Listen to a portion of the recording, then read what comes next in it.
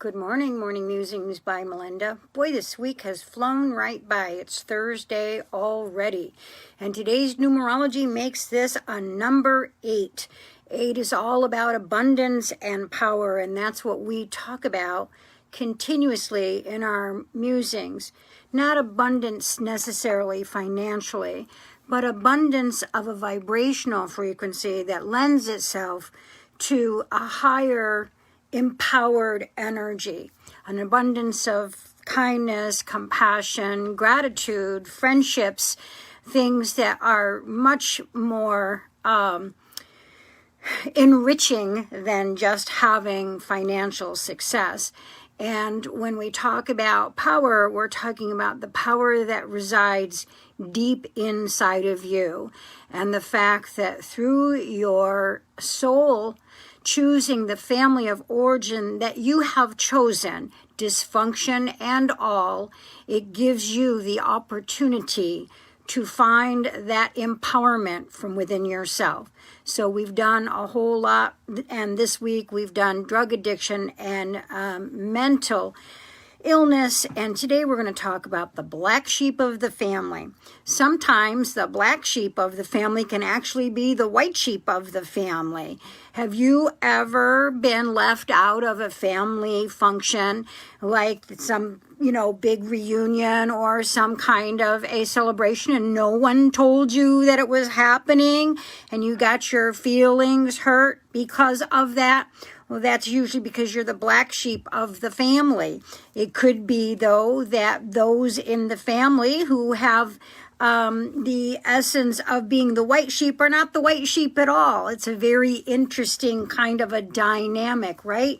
So what makes you the black sheep of the family? Well, if you're as old as I am, you remember Billy Carter, Jimmy Carter's brother, who took a leak on on the runway at an airport and embarrassed the president completely. And there are other presidents that have had brothers that have been truly black sheep of the family that have done things that, have been an embarrassment, right? And so there's always that kind of black sheep, that one that acts up, acts out, has all those shenanigans, etc. But, why is the black sheep in the family? Well, it's usually just meant the misfit, so to speak. And you can be misfitted in many, many ways, and especially at a soul level. Let's say that you are an older soul and you've decided to come into a family with younger souls. And so the dynamics of all of that is a learning curve for them and for you. You can only give one a window of opportunity, not that it's your job at all to tell somebody what to do, but rather lead by example. And you can only do that for so long, and then you have to move on, right? So, Marjorie, that's great that you're not giving your power away anymore. So, somewhere along the way, maybe your siblings have picked up on your otherness, and they act as if your very existence is an insult to them. And that your refusal to adapt to that way of thinking or their way of thinking, or the dysfunction of the family of origin. Sometimes, people go to therapy just for support, and that's great. But a therapist should not only support you, but challenge you. And people have gone to therapy for years and years and haven't made the changes from within themselves, and go to therapy to play the blame game or to, point fingers at other members of the family, whether it be mom or dad or whatever, and don't really take personal responsibility. This is why I stress so much that your soul chose your parents for a reason. This is never about parent bashing. Parents are only people too. They're a product of their parents and so on. And so it's not about pointing fingers and blaming a parent. It's about taking personal responsibility for the choices that you made and choosing that particular parent, and what you can do about making the changes within yourself so that you are not repeating the karmic patterns of that parent, okay? So sometimes people can say, oh, I've been to therapy forever. I know it all. Well, some people know it all, but don't walk the walk. They only talk the talk. And it's important that you do both, okay? Here are signs that you are the black sheep, okay? And you might hesitate to describe yourself as the family outcast. But if you see any of the following signs, it's time to consider what to do about them, or if you want to, right? Other family members exclude you from family functions or family news sharings. Well, we talked about that. The person left out can feel very hurt by that kind of thing. And why does the family do that? Well, either because you're the black sheep, because you're the white sheep, or you're the black sheep because you're the one that gets drunk and falls down on the floor or makes an ass out of yourself, or stirs up family drama, or can't stop, being attention driven. Okay, so one or the other. Relatives or in-laws complain about you or ridicule you behind your back. Well, I happen to know that I get some ridicule from some people in my family for what I do for work. And that's just simply because they may be younger souls and don't necessarily understand the whole process. And also, my business lends itself to cuckoo birds. I have to admit that that's true. And so, as you can tell by watching me regularly, I'm pretty down to earth with what I do. But that's okay. People may or may not understand what your career choice is, or they may talk about you because there's something positive. It may not be necessarily negative. That's why I say if you're the black sheep, you might be the white sheep, or back and forth, right? Others use you as a convenient scapegoat when something goes wrong. Isn't that interesting? I just talked to somebody yesterday who struggles with a sibling over this, that they are constantly in a state of blaming anybody and everybody for what's going on. And what's going wrong. And that is a personality trait that is like a victim narcissist. Those kinds of people who, again, do not want to take responsibility for themselves. So they use somebody as a scapegoat. We talked about having a scapegoat child before, where a parent chooses a child and makes that child their scapegoat. Let's see. You're the family cautionary tale. No one wants to end up like you. Okay, so if you're the one that's vindictive, angry, narcissistic, inappropriate, tells off-color jokes, makes an idiot out of yourself, and so on, maybe the family does say that, and you have to take responsibility for that. Or maybe you're the one that has risen above the family and they call you a snoot or a snob or something. Black sheep, white sheep. You keep things to yourself because you don't expect interest or acceptance.